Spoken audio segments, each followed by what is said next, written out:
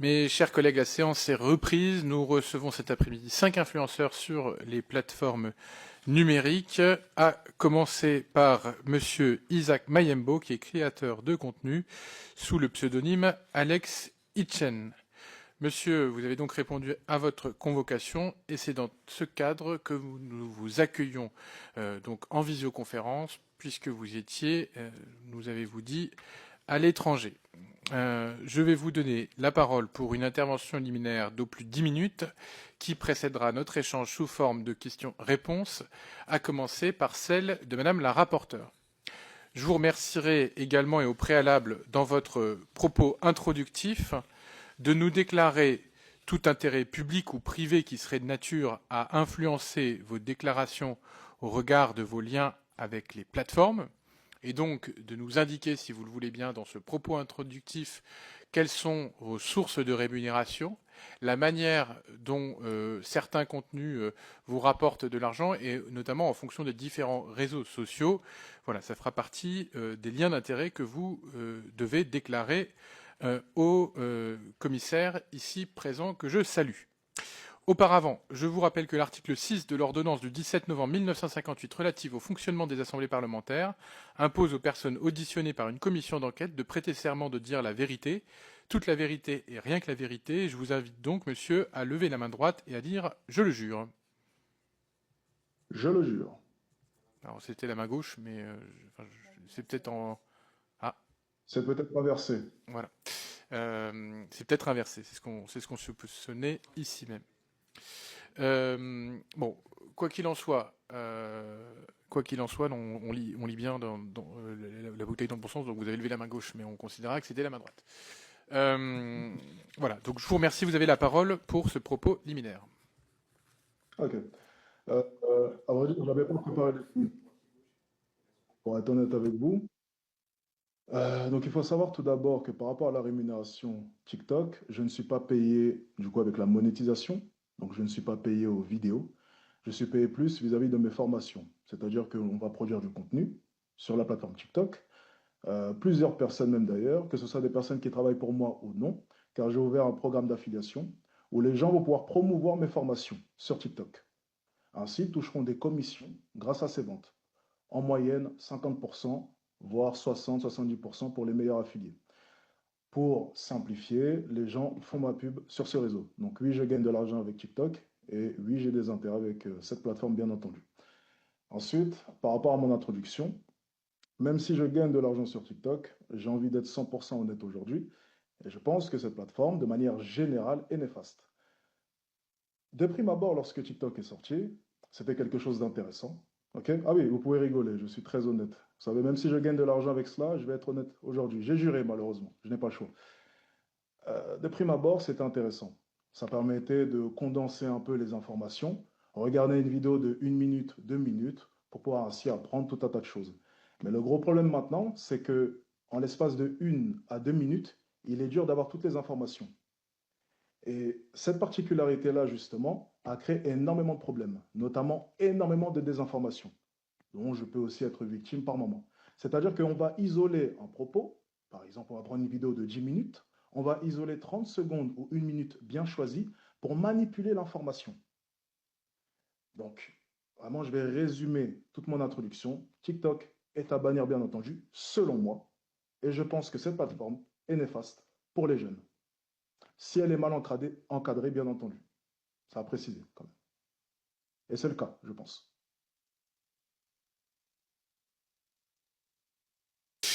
Bon, merci pour ces propos liminaires. Alors, il y a un petit écho, mais Madame la rapporteure, vous avez la parole.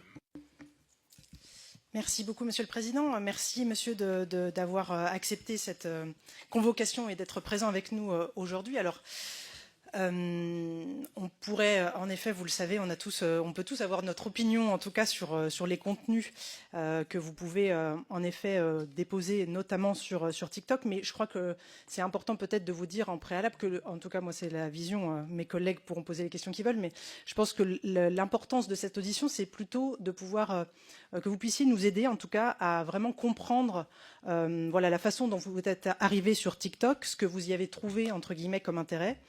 comment vous avez joué, entre guillemets, hein, sur l'algorithme et sur le fonctionnement de TikTok pour mettre en avant vos contenus. Et ensuite, enfin, la façon dont vous réagissez, dont vous interagissez avec votre communauté. Et puis peut-être qu'on pourra aussi parler de la modération et de la question de la modération sur TikTok. Donc en premier lieu, ce que je voulais vous demander, c'est peut-être de nous préciser, vraiment en réponse si possible assez rapide, mais quand est-ce que vous êtes arrivé sur TikTok ? Et puis peut-être nous expliquer voilà, comment vous avez réussi à faire fonctionner vos contenus, c'est-à-dire est-ce qu'il y a eu une première vidéo qui a beaucoup pris, qui a eu beaucoup de vues et qui vous a permis finalement d'avoir la communauté que vous avez aujourd'hui, et si oui, est-ce que depuis le début c'est le même contenu, est-ce qu'il y a un contenu qui a fait que vous avez eu plus de succès, voilà, de manière générale, est-ce que vous pouvez déjà commencer par nous dire tout Ok, ça? intéressant. Donc j'ai commencé en 2021, si je ne me trompe pas, c'était 2021, oui. Fin d'année 2021, début d'année 2022. Et bien entendu, je m'en suis vite rendu compte, ce qui fonctionne le mieux, c'est le contenu, bon, on va dire très clairement, le contenu qui choque. C'est généralement celui qui va attirer le plus d'attention, c'est celui qui va générer le plus de ventes, le plus de traction. Enfin, bref, c'est une plateforme selon moi où tout se base sur les premières secondes. Je pense que vous le savez, peut-être que ça a déjà été dit, ça sera répété sûrement. Les premières secondes sont primordiales et c'est à celui qui arrive le mieux à captiver son audience au bout de 5-10 secondes. Donc bien entendu, le début de la vidéo est primordial, ce n'est pas comme sur YouTube où le format est un peu différent, on va plus s'attirer avec une miniature. Sur TikTok, c'est vraiment les 5 premières secondes. Plus c'est tranchant, plus c'est cash, plus c'est clair et plus ça fonctionne. Donc par rapport à cette première question déjà, voilà. Merci beaucoup. Donc, enfin, vous m'avez pas dit, est-ce qu'il y a un contenu qui particulièrement que vous pourriez évoquer avec nous, qui vous a marqué parce qu'il a reçu, en tout cas, qu'il a obtenu de nombreuses vues et plus que d'autres? Est-ce que vous avez en tête C'était un la contenu? séduction. C'était la séduction.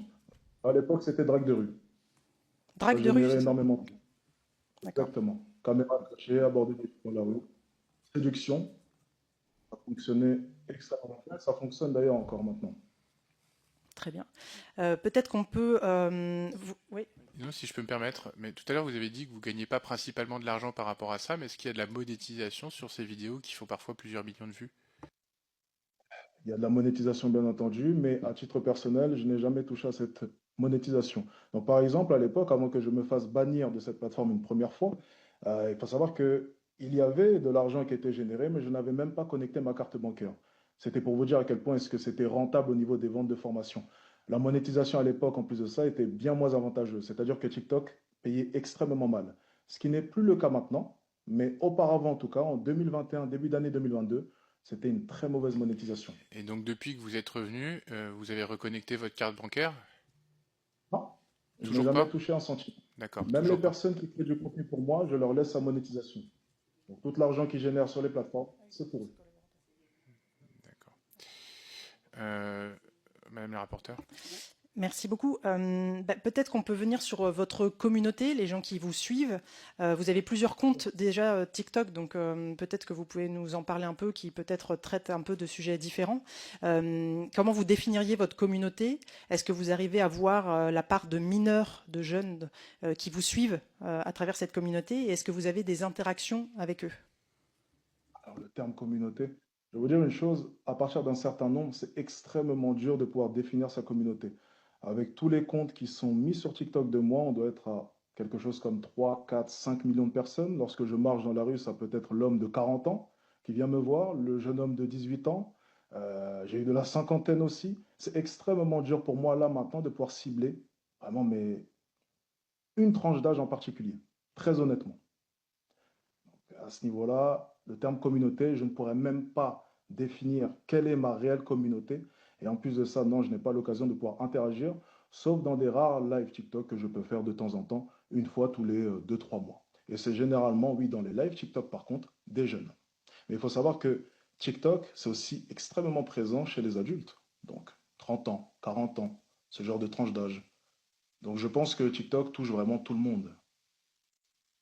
Sur les lives dont vous avez parlé, c'est des jeunes, c'est des mineurs ou c'est des jeunes Principalement des jeunes. Alors, mineurs, ça, je demande bien l'âge avant, donc généralement non. Mais après, écoutez, je ne suis pas modérateur malheureusement, je ne peux pas trier les personnes qui regardent mon live. Lorsque vous avez 4000 personnes, ben, il y a forcément des mineurs, c'est sûr et certain. Donc après, à la plateforme de... Hmm. C'est juste par rapport à ce que vous avez dit avant, moi j'aimerais bien comprendre cette histoire des comptes que vous déléguez à d'autres personnes, mais c'est des comptes qui ont votre nom et votre image, on est d'accord, que Exact, des gens exploitent. exact, Donc du coup, comme c'est exact. votre nom et votre image, vous avez une responsabilité sur les contenus qui sont produits sur ça, surtout si vous contractualisez avec les gens qui exploitent votre image. Quel est, Alors, étant quel est donné le qu'il y a à lien? peu près ok. Il y a à peu près une cinquantaine de comptes de moi. Il y a 7 comptes que l'on gère personnellement. Pour ce qui est des 43 autres, si, il doit même y en avoir plus pour être honnête avec vous, je ne suis pas responsable étant donné que c'est des personnes qui posent de leur plein gré pour toucher la monétisation. Donc elles ne sont pas affiliées à moi. Mais par Ok. contre, elles vendent votre formation et vous touchez de l'argent à travers la vente de votre formation. Pas forcément. Pas forcément. Il y a des personnes qui postent mon contenu pour toucher la monétisation. C'est D'accord. différent. Et vous le tolérez. Est-ce que je le tolère? Pour être honnête avec vous, je dirais non.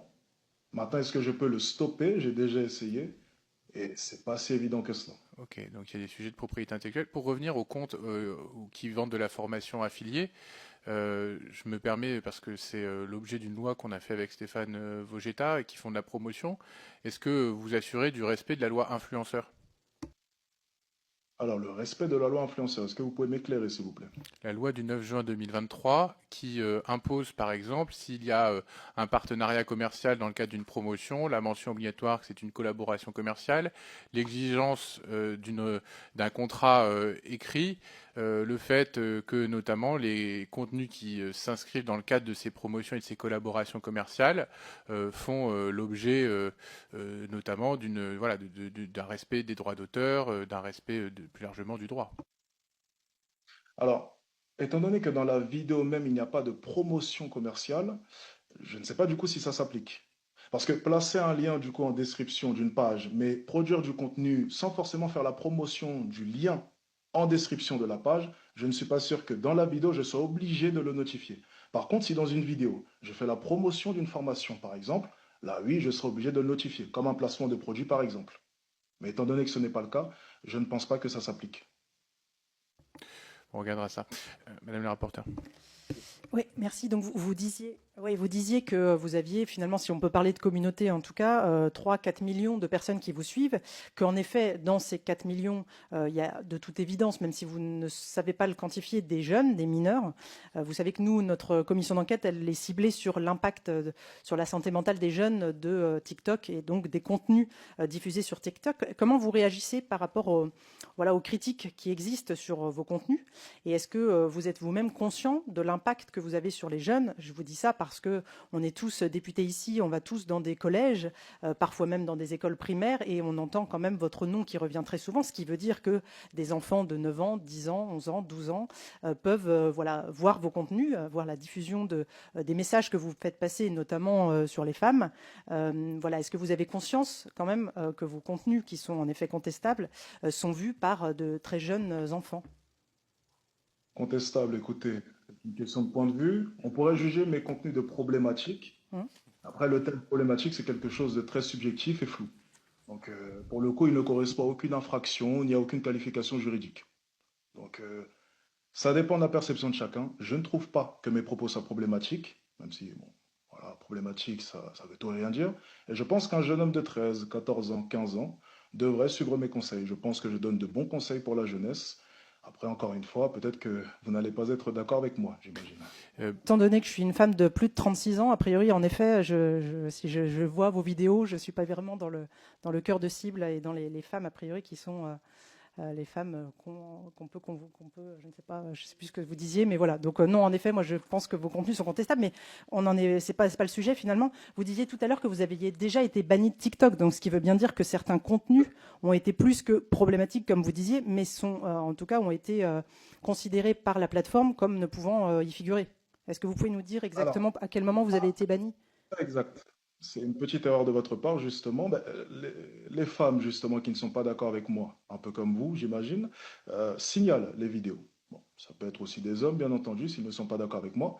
Et forcément, au bout d'un certain nombre de signalements, eh bien, que se passe-t-il? La vidéo saute.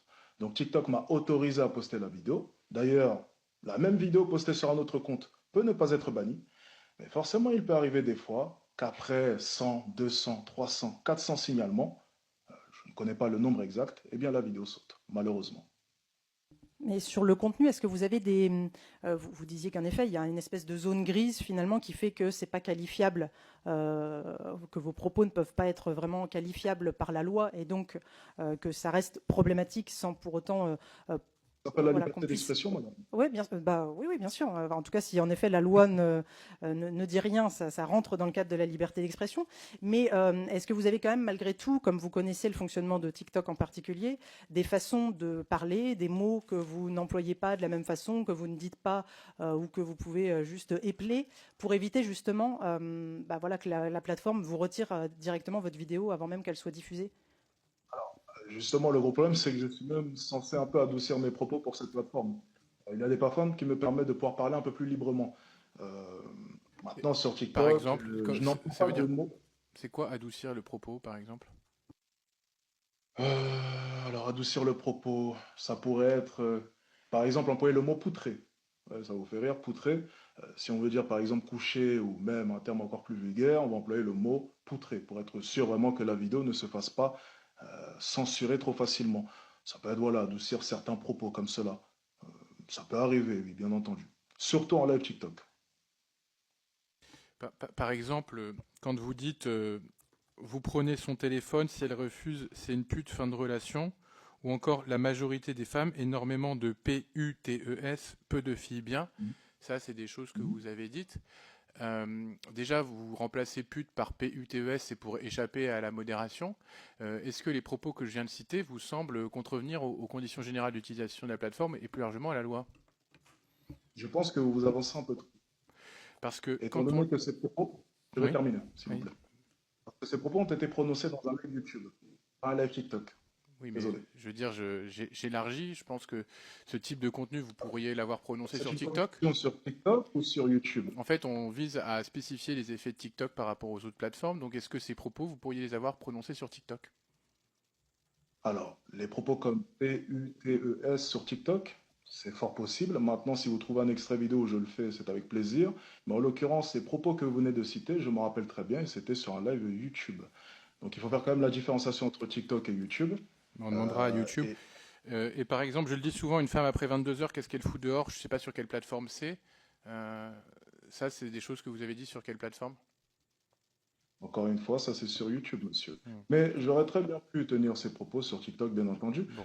Maintenant, il aurait fallu peut-être conserver la vidéo originale. Le gros problème justement de TikTok, j'en parlais au début, et vous êtes en train de tomber dans le piège, je pense, c'est la désinformation. Vous êtes en train d'isoler mon propos. Donc vous avez pris 10 secondes d'un propos de 8-10 minutes, où j'expliquais justement, parce qu'on va rentrer en détail, parce qu'apparemment on est en train d'en parler, donc pourquoi pas, j'expliquais que le gouvernement était responsable de la sécurité. J'expliquais qu'il n'était pas normal qu'une femme en 2025 ne puisse pas sortir dehors le soir, très tard, sur Paris. Et justement après, je parlais du fait que dans ce monde qui est dur, que fait une femme dehors après 22 heures? Et je poursuivais ensuite, il est préférable de sortir avec une amie, ou avec deux amis, ou avec un homme. Vous avez pris 10 secondes de mon propos, vous l'avez isolé, et vous venez de me le balancer à la gueule. Oui, C'est le enfin, problème de balancer à TikTok. la gueule, excusez-moi, mais vous prenez son téléphone, si elle refuse, c'est une pute, fin de relation, c'est pas moins problématique. Sur TikTok et sur Alors, par YouTube, les exemple, conditions, excusez-moi, je vais si vous finir. changez de sujet, Laissez-moi finir, s'il vous si plaît. vous changez de sujet, Je alors, vous demande de me laisser excusez-moi, finir. C'est moi qui mène l'audition, c'est je une suis le commission président de sur la commission TikTok. d'enquête, je vous demande de me laisser finir. Alors, monsieur, vous êtes peut-être Non, je voulais, président, je mais suis si vous président, décidez de déformer excusez-moi. mes propos, il n'y Excusez-moi, aura plus de on va couper le président. son de Monsieur Etienne, s'il vous plaît, si vous continuez. Vous voulez Voilà. Donc Oui, je finis mon propos, s'il vous plaît. Je vous disais, au revoir, monsieur. voilà, Bonne journée. je finis mon propos.